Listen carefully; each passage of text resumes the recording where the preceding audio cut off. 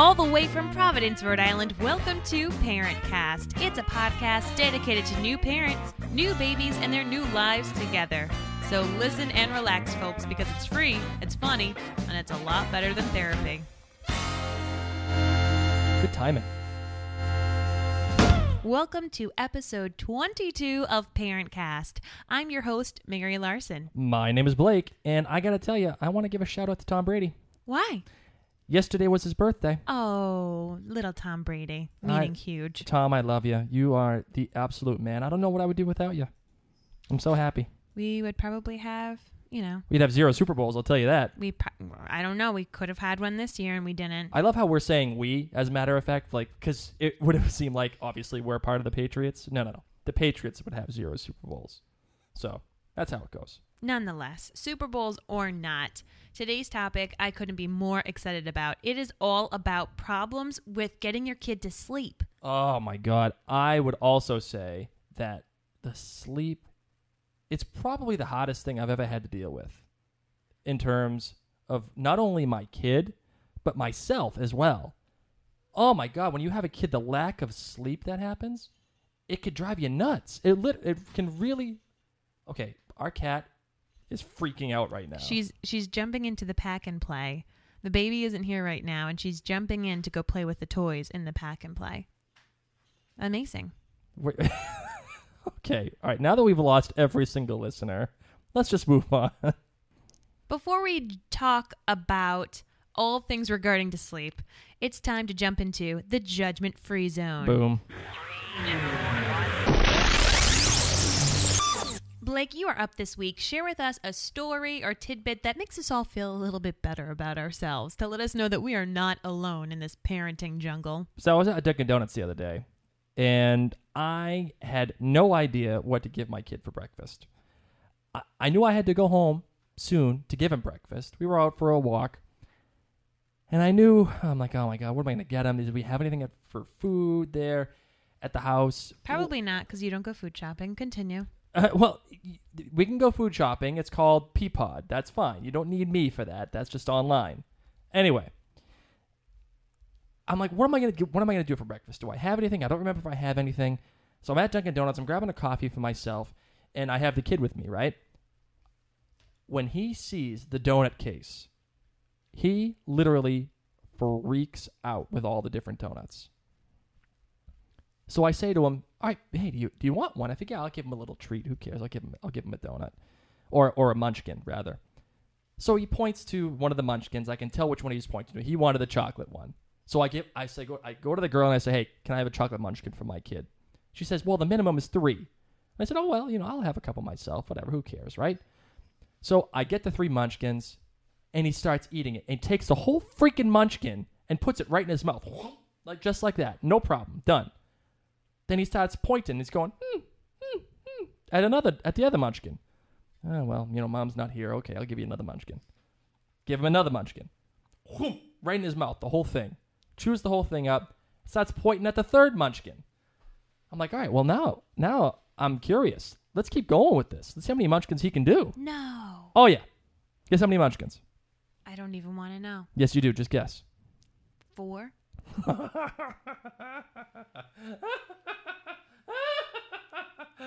Not even close. Tell me. 9. No. 9 freaking munchkins. Kid pummeled. And the 9th munchkin, I was like, wow, we're going to have a problem here. Oh, my God. 9 munchkins. Please don't do that again in the near future. And an hour later, you could see he was totally in a daze. You know that feeling when you have too many donuts?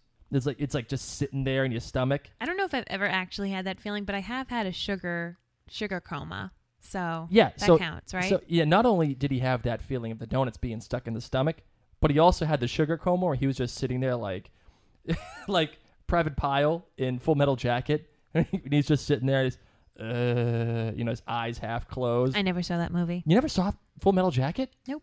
Oh my goodness gracious. One of the greatest movies ever made by Stanley Kubrick, as a matter of fact. Go out, rent it. It's phenomenal. You can't rent movies anymore, can you? On Netflix. Yeah. Oh, yeah. Well, I'm saying go out. You can't do that anymore. So go on Netflix and go get Full Metal Jacket. It's a fantastic movie. You'll see what I'm talking about. That's my judgment free, but girl, don't judge me. Don't judge me. I like it. So today's interview is going to be fantastic. Blake and I talked about how we lost our minds a little bit thanks to not sleeping for a year. Oh. For a straight up year, ladies. Actually, a little bit longer than that, I think. Yeah, he didn't sleep till after his first birthday. I'm still recovering. I'm like getting choked up thinking about it. Not really, I have a tickle. But Blake, take over. Wow. I have laryngitis. Oh my God. You're turning purple. Your eyes are watering. I must be allergic. So, yeah, we talked about, I'm going to save Mary here. We talked about sleep, and it was a fantastic interview. I'm looking forward to you listening to it. And like I said, sleep was the hardest thing I've ever had to deal with, ever. I can't really imagine. I mean, the colic and sleep kind of went hand in hand because, the colic prevented the sleep. But training your kid to sleep, teaching the kid how to sleep, it takes a lot of work. It takes a lot of effort. And if you don't get started with it soon, you're getting yourself into a very serious problem. And hopefully this interview helps you get that training process started, or it gives you the awareness on when to start it and how you should go about it. So here's the interview.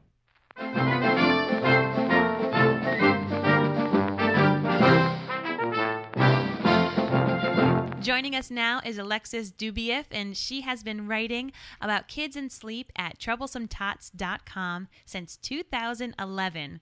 Over 2 million people visit the site each year for funny and practical advice on everything from sleep regressions, night weaning, and yes, even the dreaded cry it out. So I came across Alexis when we started to have, let's be honest, my kid never slept well until a week after his first birthday. We've talked about how Rhys had colic. Yeah. It's so tough. He had colic for 7 months, kept him in bad habits, and I found Alexis because I literally was searching, what's the best way to get a child to go to sleep? Is Weissbluth better than Ferber? And even back in the days of how to get my kid to sleep in a swing. That was actually, Alexis, the first way that I found you because my kid hated the swing. This $180 swing contraption. He hated it. So that's how I first came across you. And Blake and I, are so thankful that you're here for coming on to ParentCast. So my question to you is, how did you get into talking about sleep? Well, the blog came about, I'm a stay-at-home mom, and that's not easy for me. And I used to be a software technology professional, and I've got 2 master's degrees, and all of a sudden I'm a stay-at-home mom in Vermont, and I'm crawling up the walls.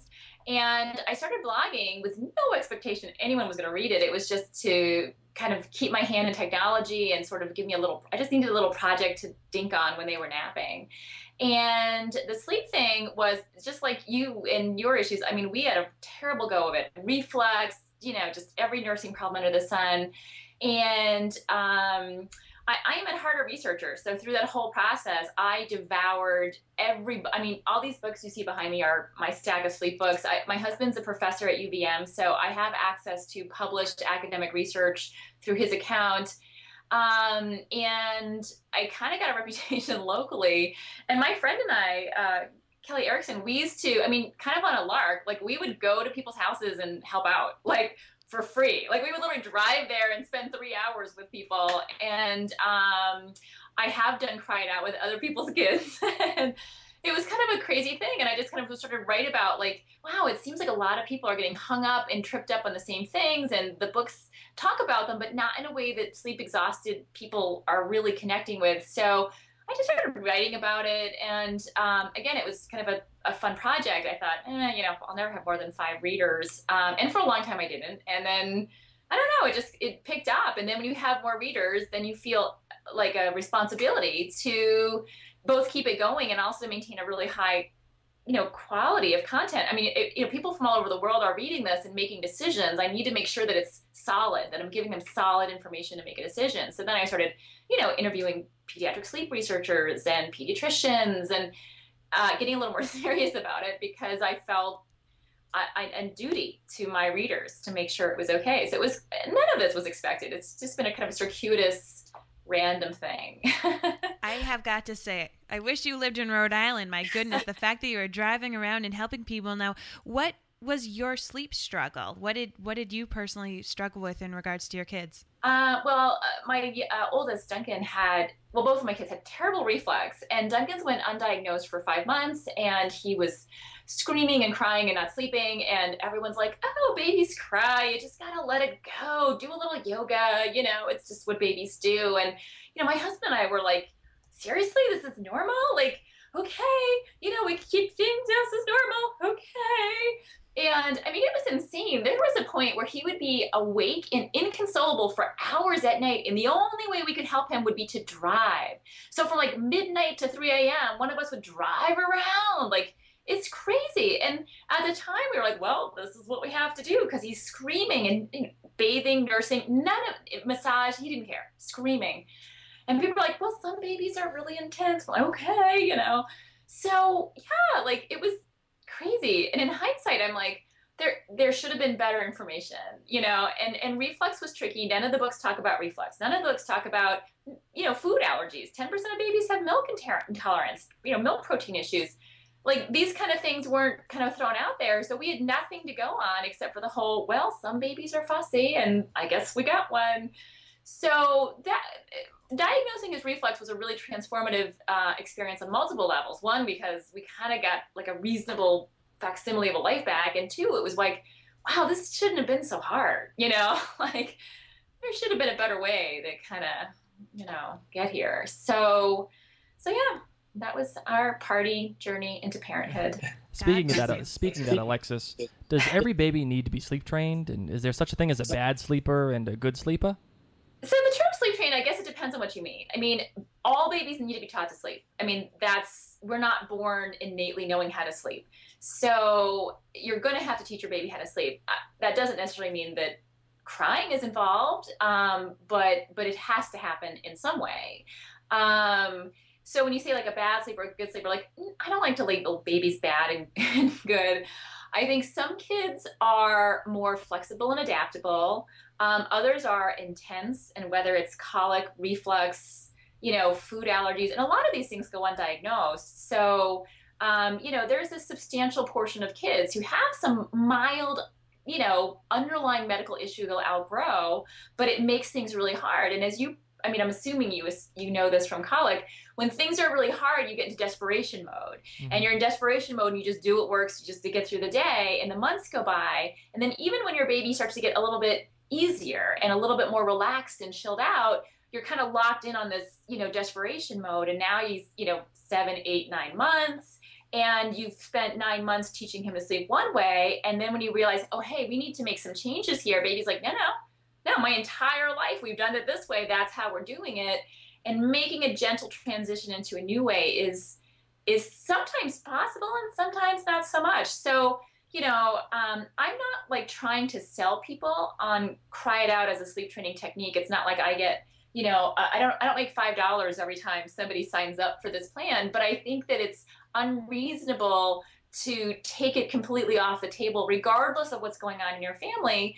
So it's to say, hey, look, these are options. And based on the age of your child and what's going on with the family and what's been happening in the past, this may be something we'd consider. It may not be, but, it's definitely a viable alternative for some families. Let's talk a little bit about that. So you said depending upon the age of the child, like when is when is the point when you should start possibly sleep training your baby? Well, I think that I say generally accepted. I mean, among like me and the 2 other people on the planet who talk about it, the 3 of us have agreed that 6 months is a nice time. I mean, the only reason I say that is when I first started writing about this, I would get a lot of emails from people who were like, oh, my mother-in-law thinks we need to let my 6-week-old cry. And I was like, that's, and the truth is when your babies are little, you've got a lot of tools in your arsenal. I mean, you've got a lot of powerful, swaddling and pacifiers and swings and white noise. And these are very powerful tools that we have to help gently teach babies to sleep.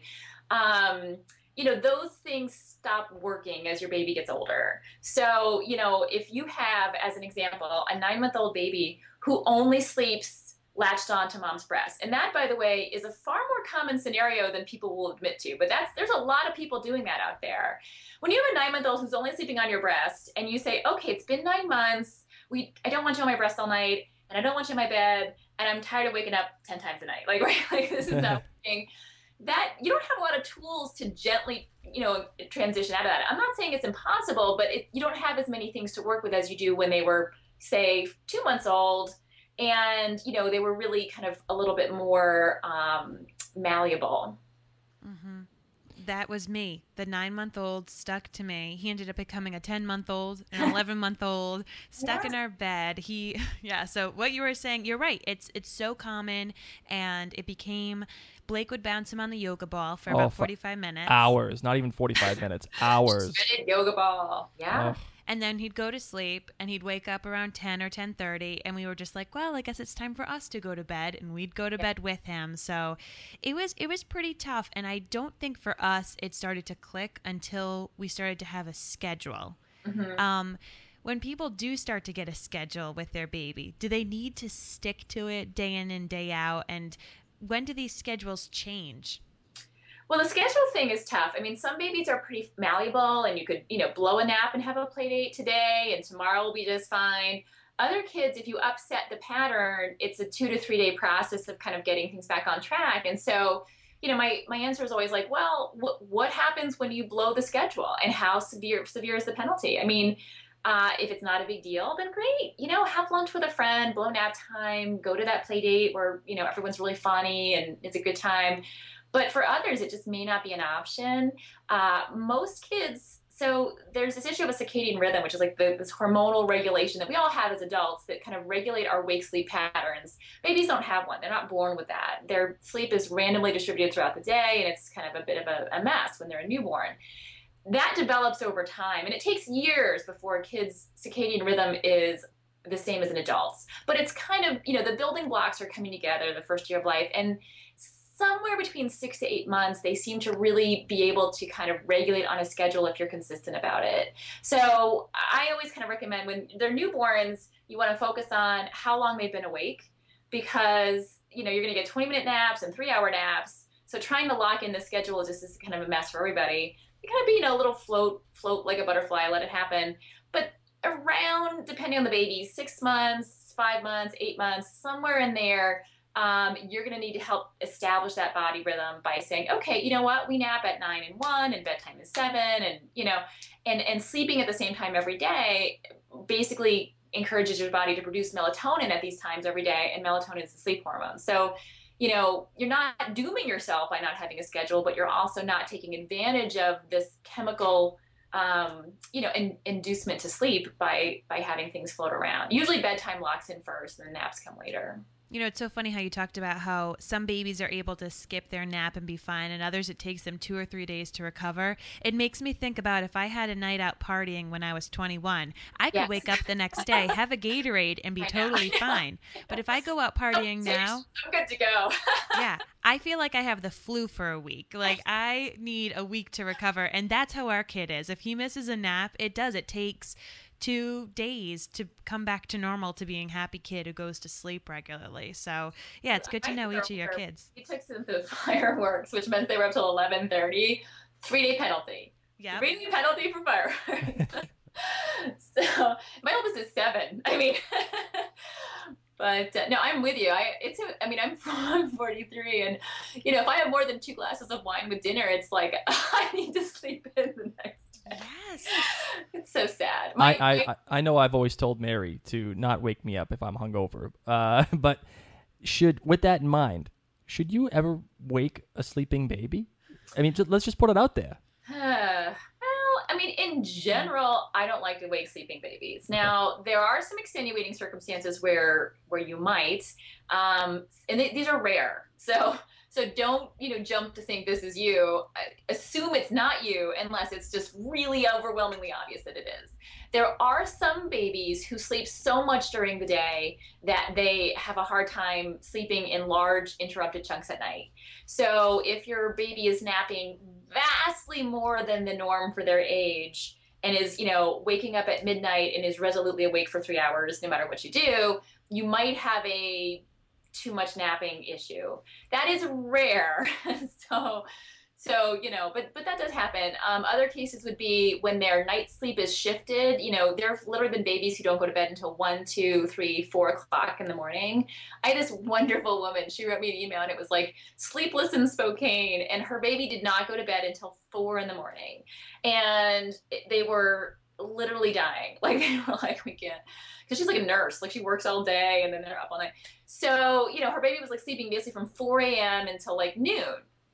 And the answer was to actually start waking her up earlier in the morning and, 15 minutes a day. So, instead of sleeping till noon, 11:45, 11:30, 11:15, bedtime, 4, 3:45, 3. So it took a long time to get to a kind of a 7 to 6 sort of scenario. But, they needed to shift things up by waking baby up early. And the last example would be sometimes babies are taking a third nap or a late evening nap, but that late evening nap is making it hard for them to fall asleep at bedtime, or it's making bedtime unreasonably late. So you might need to curtail that last nap either by making it shorter or cutting it all together to defend bedtime. So those are 3 scenarios where you would wake a sleeping baby. And then, sometimes you have like a doctor's appointment, you just got to do it. But generally speaking, you want to try to avoid that if you can. Talk to us about white noise and if a child, or when should a child be weaned from it? Because we hear it all night long, and like we even hear it when we're not home because the white noise is still going on, and we just don't know when we're supposed to stop. Well, so there's and really this whole idea of white noise originally came from Dr. Karp, who I think is fantastic, and I have a slight pediatrician crush on him. But there's a ton of academic research that backs up the idea that white noise has literally medical benefits. Now, anytime there's research, it's really saying there's an association between 2 things, and we can't jump and say that there's a causal relationship, but there's a lot of indicators that suggest that there's probably some medical benefits to using white noise in terms of less crying, better sleep, and a reduced incidence of SIDS. So for those reasons, I'm a big fan of white noise for the first year of life. Now, in theory, after their first birthday, the risk of SIDS is nominal. So you could say, hey, after their first birthday, you're welcome to wean off of it. Some people live in places where there's a lot of unexpected noises, like the garbage truck only comes once a week, or, things that are kind of out of the norm that disrupt sleep, in which case you might want to keep using it. But if your kid's over 1 and you're sick of it, or some people are using their iPhones as a white noise machine and they kind of want them back. So after their first birthday, you're welcome to wean off if it's inconvenient or you want your device back. I remember reading an article somewhere where if you put the white noise too high, it ran the risk of your kid going deaf or hurting their eardrums. Is that true, or is that like fiction? Enough, that piece of research referenced me. I was cited in that, which was both insulting and sort of fabulous. By the way, this was totally unplanned. This was like off the cuff question. I swear to God, I didn't even know you were referenced in that article. No, it put me in PubMed. It's crazy. So it's one of those things that I don't know how it got through the peer review process. So it's an ear surgeon out of Canada who did the research, and what he did was he basically. Literally, the whole study was he studied the volume of white noise that is produced by the top most popular white noise machines, which he did not list. So unfortunately, you don't know if you're using one. But he took like the most popular brands, and he used a technical sound engineer device to really accurately measure what the volume is at their highest volume at 3 different distances from baby, and said most of these are way too loud, especially at like 10 centimeters, which is like, the distance of your hand. So if you were putting this white noise machine like in the crib, it would be, on the loudest volume, it would be too loud. Now, what the study really should have said is, this is how much noise these white noise machines make. That's really the only conclusion that they could draw. His assessment that it's going to lead your baby to be deaf there was no basis for that presented in the study. And it really was a fear-inducing kind of article, because of course people are like, well, I'd rather be up all night than have a deaf baby, so forget this white noise business. Here's what we don't really know. There is a lot of compelling evidence that babies don't hear like we do. That their hearing is that they may not even start to hear things until you hit 40 to 50 decibels. So 0 decibels as an adult is basically the level at which we can hear it. If it's below that point, you can't hear it, So that's like the minimal amount of noise that you can actually pick up with your ears as an adult. The baby's threshold to hear things might be much, much, much higher. And I'm not an ear specialist, but so I've just been reading these things. So there's a lot of indication that says, well, babies may not be hearing nearly what we're hearing. It's very hard to test because they can't tell us. So we kind of subject them to noise and sort of look for them to respond and then try to figure out, well, did they respond to the sound or were they just farting? We don't know. But there is a lot of indication that they don't hear the way we do. And that in fact, anything that's lower than 40 decibels may just be literally inaudible to the baby. 70 decibels is conversational volume. So if 2 people were talking, your baby's sitting there, they're subjected to 70 decibels. So to say that is going to result in deafness, to me, doesn't pass the reasonable test. What I would love to see is a study that tries to really determine how do babies hear. Now, we know that babies, when there's, I suggest 55 decibels because that's the volume of the shower. That really comes from Dr. Karp. And if that was resulting in deaf babies, we would see it, right? That would be happening. It's not, and millions of people are doing this. So clearly that's not a problem. I suspect that that's actually just above their audible threshold, and that's why it works, but probably louder would be better. But I can't back that up because nobody knows. So that's a longer discussion than you probably were looking for. But the answer is that study was bunk. Babies are probably not hearing nearly as well as we are, and they can probably just barely hear the white noise that you're using. But, I would love more research on the subject. So if you're listening and you're an academician, please do something about that. So, Alexis, we actually asked a bunch of our listeners if they had questions for you, and you wouldn't believe the amount of listener questions we got for you. Yes. We whittled it down to some of the top ones and condensed them because they were like, no way, we can get our questions answered, and we're like, well, we're gonna try, guys. But by the way, I just want to say, I just can't believe I did like a 20-minute tirade about white noise. So if you want to edit that out, I will not be insulted. You probably, like, anyone who was listening has probably like deleted it by now. They're like, whatever. No, it was so funny because a lot of people reposted that article on Facebook. It was like a very popular thing that people were putting up on Facebook maybe a month ago or whenever it came out. People love these kind of fear, mold in your sponge is killing your family, like all this stuff. And it's like, oh, like new parents are scared enough. Don't add on to it, Yes, I agree. Well, speaking of new parents, here's a couple of the questions. Blake, do you want to read Anna's? Yeah, so Anna C. asks, when she transitions her baby to toddler beds, how do you possibly keep them in there? It's like she feels like her girl is going to be out of bed constantly. And, how old does she mention?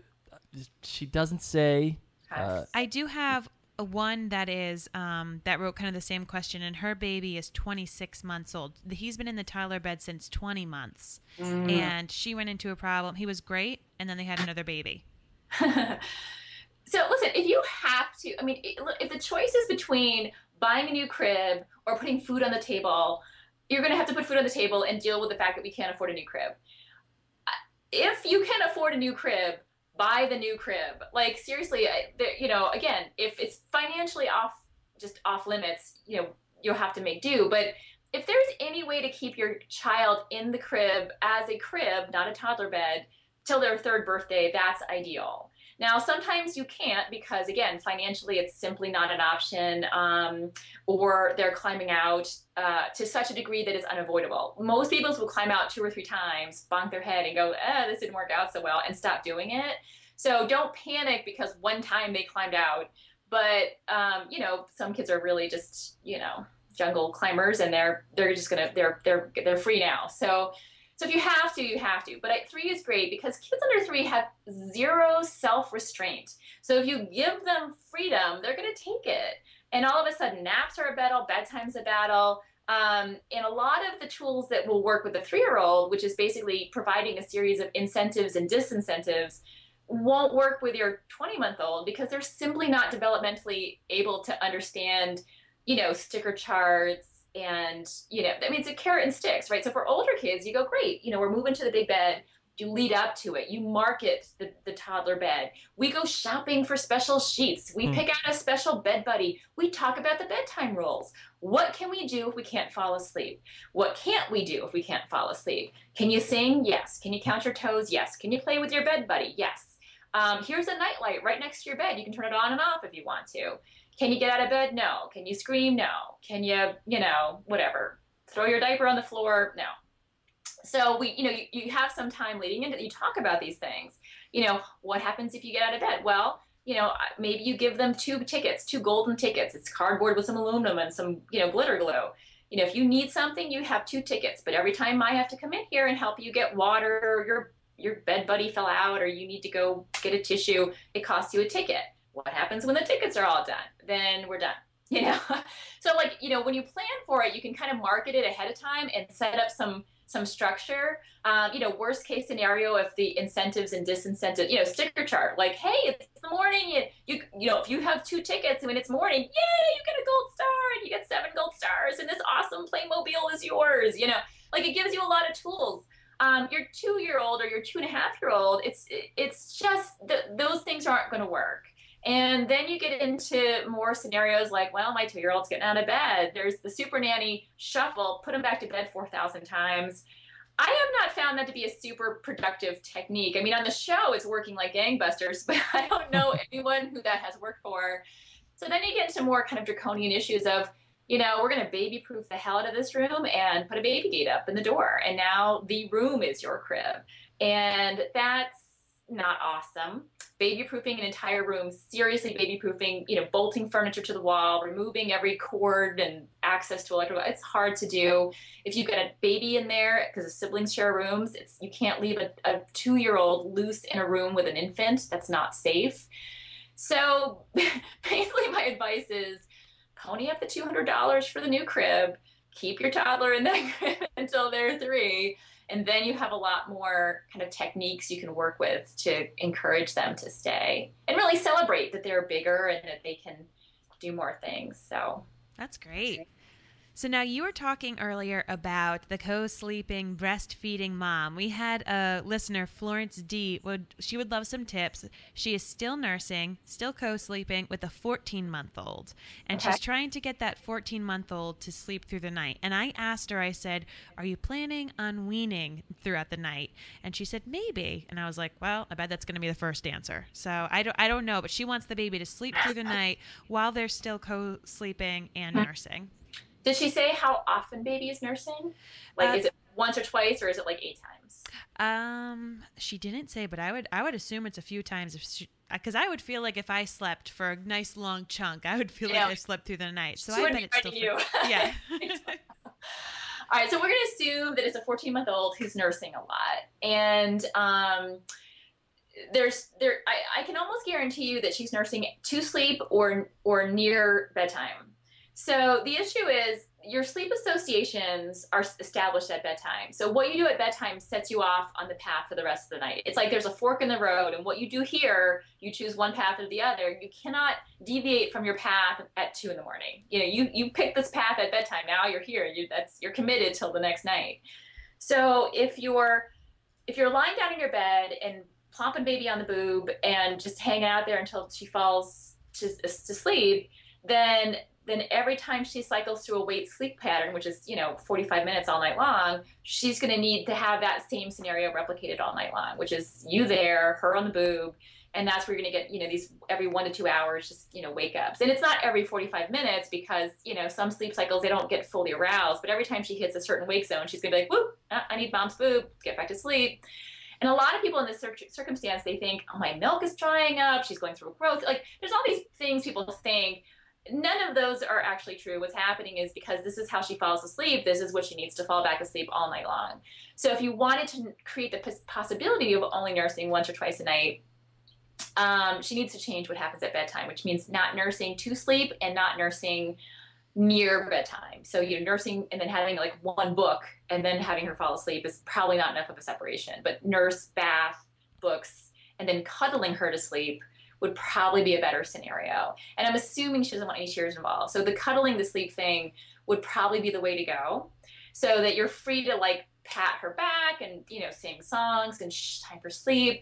And usually there's some grumbling and futzing about like the first night or two, but it's not as bad as people think it would be. I would say you should expect that she's gonna be unhappy, you know, grump with you about this for anywhere to 45 to an hour, minutes to an hour. So it's not going to be a 5-minute process, but you just go, you have to fall asleep without nursing. I'm here. I love you. I'm soothing. I'm present. If she's really fighting because she's an older baby and like just trying to get to the robe, maybe dad does it. And again, you know, you are present, you're soothing, you're loving, you're nurturing, but that boob is off the table at bedtime. And you don't let her complain about it for 20 minutes and give in. You go, it's done. This is not what we're doing at bedtime. And then you can determine, you know, when you want to make it accessible at night, because she's been nursing 6 times a night. That's not about hunger. So, you know, you pick 2 times and go, okay, great. So then it's, you know, 10 o'clock and 4 o'clock, and that's what we're going to go with. I know. So we were a co-sleeping, breastfeed throughout the night family. And the only times my son slept through the night before we started, we actually just completely had to let him cry it out until 3 o'clock in the morning one night. But the only times he slept throughout the night was when I was out of the state. Yeah. He, like, because the other, and so slowly we were able to figure out it's because he's next to me. He thinks he can nurse all night. Yeah. So then it became, if we did co-sleep, it would be myself, Blake, and then the baby next to Blake. So he could still get the cuddles, but if he was in between us or next to me, he always thought he could breastfeed. And even still in the morning when we take him in, he wakes up around 5:45, 6 o'clock each morning, and Blake and I bring him into our bed so we can cuddle for a half hour. If he's next to me, he thinks he can breastfeed. And we don't breastfeed during the night, and I just do it to shut him up, to be honest. But if I'm not in the mood, or if I don't want to be kicked every 10 minutes when he wants to switch to the other side, I end up going out on the couch for that half hour. Yeah. And it's like, it's worth it for me, or I just need to wake up and start my day with the baby. But I think you're right that that's the difference. We had to stop the association and sometimes remove me from the picture. I call those 6 a.m. feedings the snooze button feeding. And, you know, honestly, mom sleeping on the couch is often, sometimes dad in the middle is enough, but, you know, 14-month-old baby can crawl over dad. I mean, it's like, you know, you have like this angry octopus in bed with you and you're like, rah! Yes, we have an angry octopus. Yeah, like sometimes mom sleeping on the couch is a short-term answer to getting baby used to the idea that the milk bar is closed. Yeah. So if you want to continue co-sleeping, but you don't want to be up all night nursing, you know, and then mom comes back in a couple of weeks when it's sort of like, this is the new norm has been established, and, you know. The other thing I do is if he's like signing, because he signs milk, so he'll be looking at me angrily and signing milk. I will leave, go get a cup of milk, and hand that to him. And I'll say, okay, you wanted milk. This Does he is throw milk. it back at you? Oh, yeah. Then he like grabs at my shirt, and when he does that, I leave. But like, you know what? If you were actually thirsty, you would drink it out of a cup. So thank you very much for that tip. Listener Jody R.S., she wants to know how to transition her 14-month-old from the rock and play to the crib, and if there's a ways to get baby to. Is it a rock and play? That's what she has written down here. Okay. And should they be going in there if she cries overnight, which of course usually ends with them picking her up. She feels like she could go on, and she's just super tired. So anything you got, she'd love to listen to it.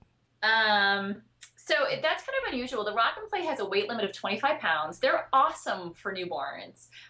It's like a bassinet that is actually sort of useful. Like if you're buying a bassinet, skip it, get the rock and play. And I think they're like $60. It's a great investment for newborns. But anyway, because of the 25-pound weight limit and the fact that they're not super generously sized, most kids are out of them, you know, by 6-7 months because they're sort of small. So, you know, I guess maybe she has a really small baby or something. So it's unusual to have a 14-month-old in the rock and play. I think so the rock and play rocks, yeah. And it's slightly inclined. So my first thought would be, is there a reason why this baby is still in the rock and play? Is there reflux? Is there some extenuating circumstance that said she needed to be in this position, that this position has been helpful? Because it is a nice way to safely strap a baby in, have them kept in this position if they need to be upright a little bit. I'm going to assume that's not the case, but I just throw it out there for listeners. Is there some underlying issue? If not, healthy baby, full term, you know, everything's rocking and rolling, 14-month-old. The issue is, how is she falling asleep? Are we walking her to sleep in the pack and play?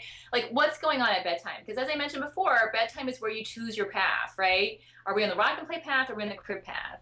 For most kids, if you can put her in the rock and play, strap her in, don't rock it, and walk out the door, then the transition to the crib is relatively painless. And it's just a matter of, putting on your big girl panties and doing it. And when I say relatively painless, I'm not saying that there might not be some grumbling about it. What I might expect to see, and again, I'm not a baby oracle, but I got a lot of experience in these kind of situations, is, there might be 15 to 20 minutes of complaining at bedtime. This is new. This is different. I don't know how I feel about this, But if you just give them a little space, it's not the big drama and crying that people are imagining. It's like, it's like 20 minutes. And then you might get a few little brief spurts throughout the night of, wait, what? What is this? I'm wondering where the rock and play is, if it's in their room. If it is, I would first have her used to sleeping in the rock and play next to the crib as a transition. I would also have her spend some time in the crib during the day, like while mom is hanging out. Like, you don't abandon her there. But you put her in there, play with toys, maybe change her clothes in there so that it's a familiar place.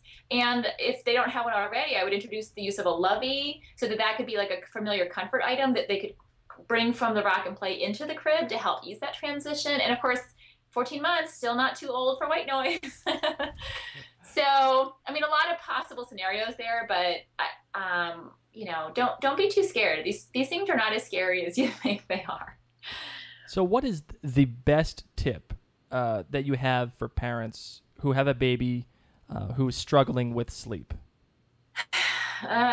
Well, the number one reason why people's babies are up all night, and this also tends, so when the baby is up all night, by the way, it's not just an inconvenience to you, it's also now, quote unquote, poor sleep hygiene for the child. So I don't want to make this about like, mom's tired, and because mom is selfish and lazy, we need to make improvements.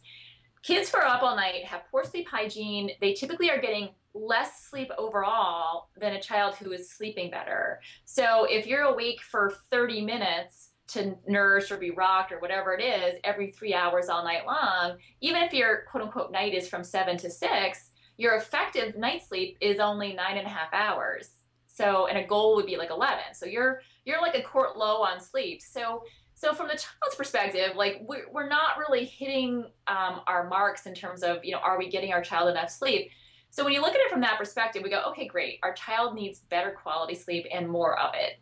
What are we doing that's preventing that from happening? The number one thing that people are doing that prevents their child from sleeping better, having better quality sleep, less disruptions, better hygiene, is they're not helping their child learn to fall asleep on their own at bedtime. Everything starts from bedtime. If you're rocking to sleep, nursing to sleep, bouncing on the yoga ball, eventually, typically around 6 months, that is going to blow up on you. And it is very hard to change in a gentle manner. So those things are great to do when they're newborns, and, everybody just needs to sleep and it works like a charm. But ideally around 3 to 4 months, you're going to start practicing with putting them down awake, a little bit of soothing in the crib, less rocking, less nursing, less bouncing. Because we have this timeline where once roughly 6 months, give or take a month, depending on the kid, your baby who is happily nursed to sleep at 3-month-old is going to turn into a 7-month-old who's now nursing 6 times a night. And there's many, many, many excuses on the internet as to why your 8-month-old is up all night. It's separation anxiety. It's reverse cycling. Your milk's drying up. It's teething. No, it's because if you nurse, rock, and cuddle your child to sleep at bedtime, that child's going to need you to nurse, rock, and cuddle them to sleep throughout the night. So that is the number one issue that is tripping up parents pretty much worldwide. And if you can solve that issue, almost everything else will fall into place. I mean, it's not always that easy, but it takes a little blood, sweat, and tears, but then it does fall. At least Blake and I can attest to that. Oh. It took a lot. It starts from bedtime, and until you fix bedtime, you can't steer the ship at 2 a.m. So what happens is you get frustrated that it's 2 in the morning, and you're like, I'm not nursing you, and now everybody's crying and miserable, and it's a big mess. So you got to fix bedtime. That's my advice. Fix bedtime. What resources do you highly recommend for new parents regarding sleep? Well, you mean like my own book? No. We'll talk about that one in a minute. Yeah, but I know you. I think that I do love carp, and I think the DVD, the Happiest Baby DVD, far more than the book. The book is nice, but the video and seeing him do these techniques is super helpful, and I think that all parents should have that. I'm a big believer in swaddling, and I love Velcro swaddles because they're brainless. So, having a couple of those on hand is really helpful. From the book front, there are books that I'm not such a fan of, which it would probably be impolitic for me to list. I think Ferber is hard to read. It's actually an amazing resource. It's not super helpful when you're like an exhausted, hormonal mother of a 3-week-old because it's a very academic tome, but it is a very complete and well-researched piece of work if you're looking, and it covers everything from like narcolepsy and apnea. I mean, it covers like the entire gamut of infant sleep issues. And I guess that's it, because I don't want to talk about books I don't like, so I would say Ferber and the Happiest Baby DVD would be my top recommendations. Well, then tell me a little bit more about your book that you're writing. Well, blood, sweat, and tears.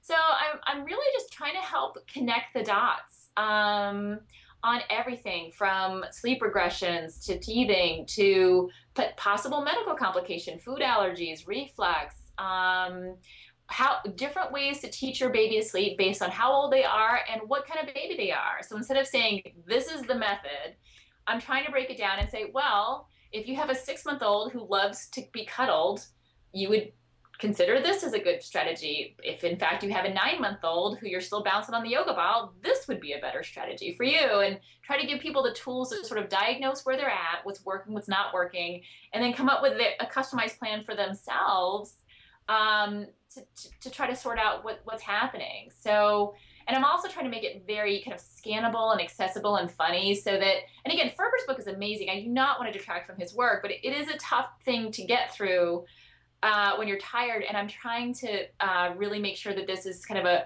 a reference guide that it's 2 a.m. we're like, okay, great. What are we doing here? What's happening? And just, read a couple of pages, go, great. We got a plan tomorrow. This is what we're doing. Let's do it. Now, what's the title of your book? Where can people find it? When will it be available? What's all the details on that? Well, the title is Precious Little Sleep, and I had initially hoped to hit January of 2015. That's not happening. So let's say March of 2015, and it will definitely be in all your major booksellers, Barnes & Noble, Amazon, iBooks, Kindle, paperback, and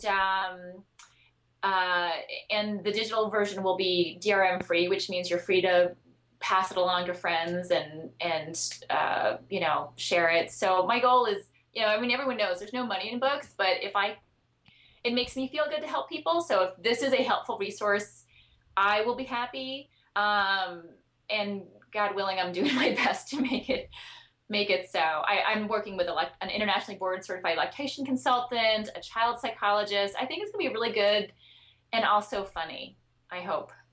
Well, that's key because we need humor. Well, I think it's funny, but that's all that matters. Yeah, I'm like, what do you mean it's not funny? It's hysterical. Alexis, do you have any last thoughts, or is there any one thing that you want to emphasize to our listeners, even if it's something that you've already covered in our discussion or something that we have not discussed yet? Like I have to say, your accent comes out. Yeah, I got a thick one. I'm sorry. You know what? I really only have 2 things. One is I have infinite faith that you can solve your own situation. I really do. There is a growing body of people who charge reasonable to vastly unreasonable amounts to help you. And I'm not saying they're bad. Some are wonderful, helpful, knowledgeable people. But truthfully, as a parent, sleep is one of many parenting challenges you're going to be faced with. And so sort of figuring out how to sort through problems and diagnose and come up with action plans, this is what parenting is. Like, this is one of many, many things. I have infinite faith in parents that with a little bit of good information and a little bit of consistency and a little bit of confidence that there's nothing they can't handle. Travel, teething, regressions, it's millions of people have done this. You will do this. And you just need to have a little faith in yourself. It's scary. You're hormonal. This is a precious little creature. You don't want to mess it up. I get emails all the time. People are like, I feel like such a failure. I'm an epic failure. No, you're not. We all go through this cloud of uncertainty, and you can get to the other side and it will get better. So that is my last thought. Have a little faith in yourself. You are infinitely capable of caring for this child. You just made me like hold my shoulders back a little bit more. I'm like, yes, I may feel like I'm a screw up, but I can do this. I'm not a screw up. I'm amazing. Thank you so much, Alexis, for coming on to ParentCast. Blake and I love talking with you. Thank you, Alexis, so much. This was great. I hope that information was incredibly useful to you all. My biggest suggestion, if you are having sleep issues, is to head on over to Alexis's site, Troublesom Tots, and she is writing a book. And by the time some of you might listen to this, her book might be out. I will completely back this book because her website saved my sanity. So let us know what you think. I would love to hear from you, whether it's over Twitter or email or heading on over to our website. Let us know if any of these tips or tricks helped you. And if you're still having some issues, maybe Blake and I can help you, because I'm not even kidding. We read every single sleep book that there was. Yeah, we are literally experts in the area of sleep now. In pretty much any sleep method you have ever read or seen or even thought of in your life, Mary and I know about it. We've tried all of them. Yeah, and if you have a super stubborn kid. Like us. Like ours. He's a giant pain in the butt. But he's fantastic. He's cute. We'll help you out. So honest to God, shoot us a message, because sleeping sucks if it's not going so well. We feel your pain. Oh, yeah. There were many nights that we cried, many days that Blake and I had disagreements. Cry. I saw you cry. Yeah, right. We had many disagreements. Pretty much the only reason we think about not having a second kid is because we didn't sleep. I mean, agree. We see babies on the road and we're like, oh, babies are cute. Oh my God, but we never slept. So it kind of we get this tick about us. So we feel your pain if you're going through it. Email us, tweet us, get in touch with us, and we will help be your support group. Speaking of support groups, though, even if it's just for words of encouragement, even if it's just to hear somebody say something nice. To let you know you're not alone. Yeah, you're not stuck. There are people out there that just have kids that don't want to sleep. We are them, and we can totally help you. It's not fun. It's not easy. Even if you listen to this podcast 2 years from its publishing date, get in contact with us. We'll still be more than happy to listen to you and to talk with you and give you some words of encouragement. So I was talking to you about how, we can become a support group for you. And I wanted to let you know that there have been a couple of really great pieces of feedback on our iTunes site. Mariah Applegate, very nice name, that she listened to one of the podcasts about budgeting the other day. And it was crazy how pretty much everything that they said, meaning Derek and Carrie, applied to her husband and she.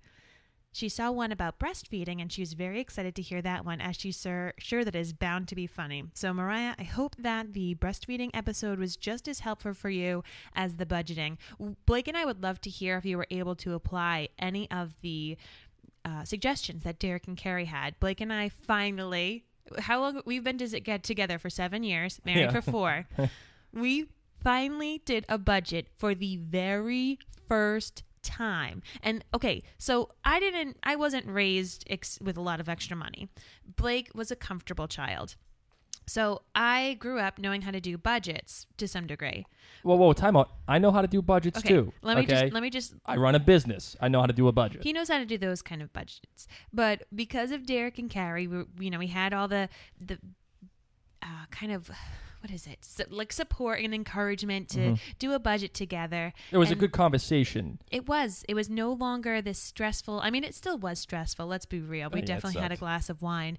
But we actually turned to Derek and Carrie's website to get some ideas about some of the different categories that you should put in your budget, because your budget is not just made up of 5 topics. It's made up of 30 plus. You need to have room. So definitely check out derekandcarrie.com if any of you are running into budgeting issues. Another piece of love that we got was from Ashley Lowens. She couldn't believe that I spent $75 a month in 1 month on Dunkin' Donuts. She said that she loves me. Ashley, I love you too. I love you too. She says that we give good advice for new parents, and she'd recommend this to all of her first-time parent friends. Ashley, you kick butt. And if you have given this to any of your friends, let us know. We'd love to hear from them and give you another shout out because you're spreading the ParentCast love. So if any of you were recommended by Ashley Lowens, let us know. We're going to give Ashley some props. And let me tell you, Ashley, you ain't the only one that can't believe that Mary spent $75 at Dunkin' Donuts. I still don't know a single person on this planet that has spent that much money at D&D. Okay, well, let me break it in down 1 month for you. 30 days in a month, and an iced coffee can be like $2. You get a little egg sandwich, that's $4. What's 4 times 30? 120? See, I was actually cheap. Yeah, please. It could have been a lot more. That's all I'm saying. So that's some of our reviews from iTunes. What do you say we get into the rest of the listener feedback? All right, bring it. Our first piece of feedback comes from Bree in a voicemail. All right, Bree, take it away. Hi, Blake. Hi, Mary. This is Bree from Virginia, and my wine of the week is more like a wine of the century. Earlier this week, the New York Supreme Court issued a ruling that, despite religious exemption, unvaccinated children can be sent home from school if another student has a vaccine-preventable illness. This ruling came on the heels of a personal experience with unvaccinated kids. One of my coworkers took his 6-week-old child to the ER with what turned out to be pertussis, or whooping cough. The baby apparently caught whooping cough, which, by the way, at 6 weeks, he is too young to be vaccinated for, from his brother, who was a carrier and who got it at daycare. So my wine of the century is this. What the hell is wrong with parents who refuse to vaccinate their children? I can certainly appreciate and respect that many parents think that the vaccination schedule for children is aggressive. I agree and can support those parents who wish to seek an alternative vaccination schedule, provided that the children is fully vaccinated by the time that he or she starts attending public schools. I can even support those parents who choose to forego vaccinations for their children if the children will be homeschooled or otherwise kept in a bubble with minimal human contact. What I cannot tolerate, however, are those parents who opt to hide in the herd. That is, those parents who think that their kid doesn't need to be vaccinated because all the other kids are. Excuse my language, but go F yourself. Getting vaccinated doesn't mean that you are completely immune to vaccine-preventable illnesses. I liken it to wearing a helmet on your bike or wearing a seatbelt when you're in a car. Just because you've taken those precautions doesn't mean you still can't be seriously injured. The chances that you will die, however, are significantly lessened. I do not believe that vaccines cause autism, and the fact that anyone would listen to a Playboy bunny on this is flabbergasting. There is no research, none, that supports that vaccines cause autism, and I call bullshit on your religious objections too. Your religious beliefs should not trump public safety. As far as I'm concerned, New York got this one right. I would have said that New York hit it out of the park, but I know better, having watched Game 7 of the 2003 ALCS with Blake. Blake and Mary, what are your thoughts on this ridiculous practice of foregoing a century of medical advancement? First off, yes, thank you, Bree. I did watch the 2003 ALCS with you, and please don't bring that up again. It was absolutely terrible. Aaron Boone made me nearly fail out of college that particular year. But in regards to your particular wine of the week, I love this topic. As a matter of fact, you have inspired us to create an entirely different episode just based on vaccinations versus anti-vaccinations. And we're going to save our response for that particular episode. So hang on tight. You're going to get our reaction about that very soon. And speaking about having feedback, we got some more from Jessica R. Jessica, take it away. Hey, Mary and Blake. This is Jessica from Warwick, Rhode Island, and I have to say I was laughing hysterically at, I was laughing hysterically in my head because the baby was sleeping at your cloth diaper rant at the end of your last episode, because I do use cloth diapers. I'm a big fan, but anyway, I wrote to you guys on Facebook that I would be team cloth, and before I call with a win of the week about cloth diapers, I had to call with a wine of the week about disposables, because we use disposables when we are out or for example, we were using it for the past 2 weeks when we were on vacation, and I accidentally did laundry, and a disposable diaper was in the laundry, and I did not notice. And now all of my clothes are sticky and have that, like, whatever chemical or goop they have in the disposable diapers to absorb the pee is now ingrained into all of my clothes. It is so gross that I have to wash them again, and I really hope that it comes out. So that is my wine of the week. If I had cloth diapers, this would not have happened. So take that, Team Disposable. So just joking, but yeah, that happened, and that really sucked because laundry stinks, and I don't want to have to do it again. So thanks so much, guys, and I'll be calling back next week with a win of the week on cloth diapers. All right, take care. Bye-bye. Another wine. Our poor listeners. I hope you guys do have some good things going on soon. Okay, cloth diapers. We are going to be having Jessica on soon to talk about cloth diapers. I'm going to be the moderator. It might be you against Blake, girlfriend. So hang on to your butts, as that guy says in Jurassic Park. That stinks because you probably have mommy brain. You're probably tired. You're used to just taking all the diaper and everything and just throwing it in the wash. I don't know. I don't do cloth diapers, but that's what I assume must have happened. And I know what you're talking about, that gross stuff that magically soaks up pee. Oh, yeah, it's weird stuff. Yeah, like it's like that plasticky, like what she was saying. Yeah, and now it's all over your stuff. You know what? That's what the gods do to you. You cloth diaper people. The karma gods. Diaper karma gods. Yeah, the diaper karma gods have all of a sudden said, you know what? You cloth people stay with cloth, and us non-cloth people stay with non-cloth. If you mix the two, you're gonna get them stuck in your laundry, and all your clothes are gonna be plastic. That's what happens. Water. That's what you get, girlfriend. Or she should have, as she said, just kept cloth diapering because then she wouldn't have had this problem. Look, stay on your side of the fence. I'll stay on my side of the fence, and we'll both be happy together. Has anyone else done this? And if so, how many washes did it take for you to get the disposable diaper stuff out of your clothes? That's disgusting.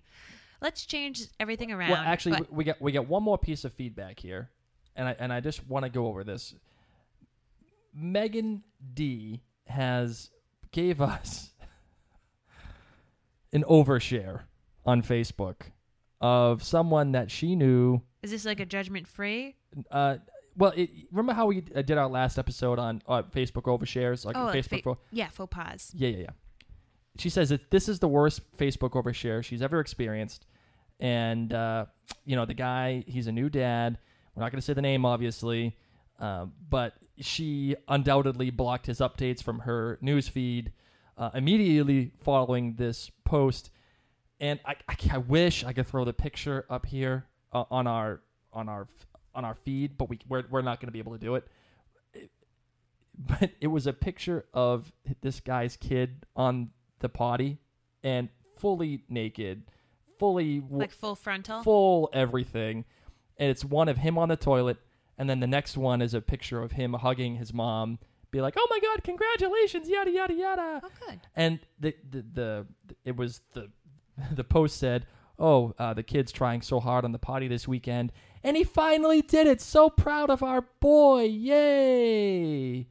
And then some people commented like, "Yeah, on the contrary, this will be a real big problem for him. In fact, he probably won't be able to run for public office from now on." Love it. Yeah, and it actually inspired this big, huge debate between family and friends and all these people that were like, "Hey, this is a good idea. Actually, this is really dumb. Don't do this again." So, because he posted it on Facebook. Yeah, and I'm not even kidding. Not like, "Oh, hey, kid finally went to the bathroom. Great." Even then, I still wouldn't accept that. But pictures. Full-on freaking pictures of a kid peeing in a toilet and pooping. Nonetheless, president, you can't even run for 6th grade president, kid. Oh, my God. Facebook owns those. They're going to make them into Hallmark cards or something one day. He's going to be traveling, to get something at CVS in a few years and see him hugging his mom with his bare bum. So, Megan D., thank you for sharing that with us. I wish, like I said, I could put this on our feed. We can't, but I did want to make mention of it. This was a cool overshare. Thank you so much. Thank you, Megan. Let's talk about our wins of the week. Blake, what happened this week that just made you want to smile? Well, since we already had so many wines from our listeners, we figured we would just skip the wines of the week on our part. Yeah. But my win of the week, you want to know what it is? Do tell. Seeing John Williams in the Berkshires over this weekend. This is why the episode didn't come out earlier in the week. We were preparing and getting everything ready for this trip, and we finally got home, and we were able to do this episode finally before the kid came home. And it was absolutely, utterly fan-freaking-tastic. I loved every second of this. I wish I could go back. I wish I could even take my kid back there. But if you ever get a chance, if you're in this area, you're in New England, please do yourself the favor and go to the Berkshires. It's so freaking cool up there. It's like you remember remember the whole premise behind Dirty Dancing? Yeah. When they go to that weird resort up in upstate New York? Yes. It's like that. It's just a bunch of rich white people that are, blue hairs that are running around. You're making this sound really appealing. No, but it's a beautiful, beautiful setting. It's unbelievable. And seeing John Williams there was even better. And John Williams, of course, being famous for doing the soundtracks to Star Wars and Jurassic Park. And Harry Potter. Harry Potter and E.T. and all these things. He's the one who composed all that. So we got to hear all those pieces of music. It was awesome. Head on over to Tanglewood, guides. I'll be having a blog post up soon to give you some tips to Tanglewood. That's right. How about you, kid? What do you got for your win? My win is that while you and I were away for our 24-hour date night, my dad and my stepmom watched Rhys. And we were kind of nervous because, as we said, sleep is not really his strong point. Boyfriend slept from 8:30 p.m. till 7:30 a.m. Wow. Unbelievable. Straight. Like, absolutely straight. I swear to God, this kid can smell me. Because if I am anywhere in a house, he knows I'm there and he wakes up. Yep. And I'm quiet as a mouse, but he must have maybe he has spidey sense. That's what I think. I think my kid's Spiderman. So that's my win, is that my baby slept through the night. And because of that, Grandpa said he wants to do more overnight babysitting. Oh, yeah, man. Date night. Give me some Dexter music because of that.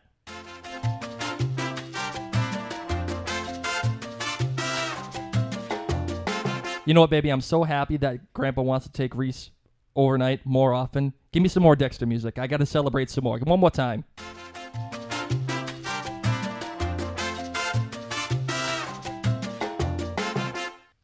All right, Blake, your parent pick of the week. What do you recommend to other parents out there? Technically, I could go for a third round of Dexter music. I really could. You're cut off. But I'm cut off. I understand that. No, my parent pick this week are Sunsweet apricots. Like the dried, plump and sweet apricots. Yeah, can you give me those? Those were my snack. Well, I was feeding them to Rhys. Oh, that's why they're all gone. Yeah. I was feeding them to Rhys. He couldn't get enough. It was like I couldn't tell if he liked the munchkins or the apricots more. They're amazing. Are you literally eating them while we're recording right now? I told you I was hungry before we recorded, and you didn't give me a snack, and now I know where my snack went. Oh, my God. So go out, get these Sunsweet apricots. They're dried apricots.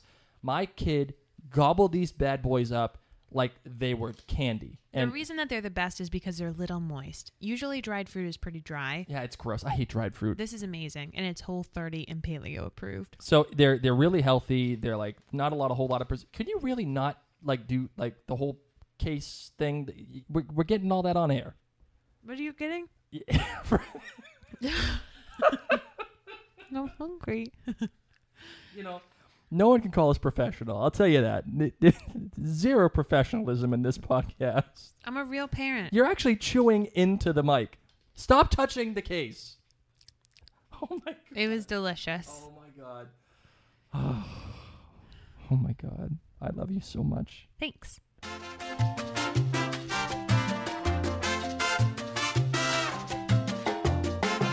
As we were saying earlier in the show, we would love to hear from you guys. This really is a community. It has been so fantastic learning and growing with you on all these different topics. Blake and I would love to hear some feedback about topics that you have questions about. What do you want to know more about? What's been troubling you?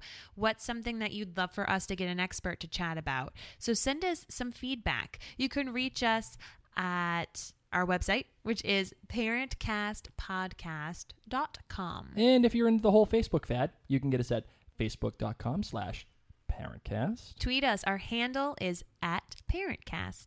Email us. I love email. Everybody loves email, and you can get in touch with us at ParentCast gmail.com.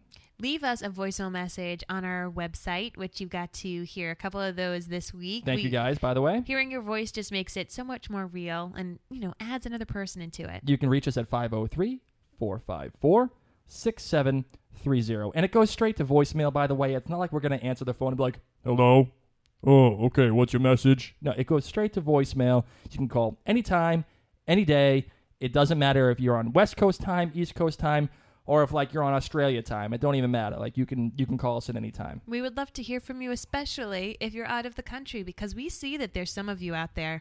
So leave us some feedback, guys. We know you people. We know you. We know yous, and we wanna talk to you. All right, and the best thing you can do for us right now is head on over to iTunes, leave us a rating and a review to spread the ParentCast love everywhere. What do we have coming up next week on ParentCast? Episode 23, we're talking all about intimacy and marriage and sex and all that good stuff. And for you, our listeners, we only have the best. So we're bringing in Tony and Elisa DiLorenzo. If you don't know them, they're from One Extraordinary Marriage podcast, one of the most listened to podcasts in all of iTunes. So make sure you get us some feedback. And if it's good, we'll put it on the air. And if it sucks, well then, you're left out as always. I don't think anyone should be left out. I really don't. People should feel free to call, even if they think their voicemail sucks. Do you think we should turn that, we should change that whole thing at the end? You should just be nice. I think you should just change how you are on the ending of this. I can't change who I am. Just change what you say. Okay? You want to do it again? Do it again. Let's do a short version. Ready? Be nice. Guys, give us your feedback. And if it sucks, we'll still put it on the air. How's that? Better? A little better. All right. Bye. Bye.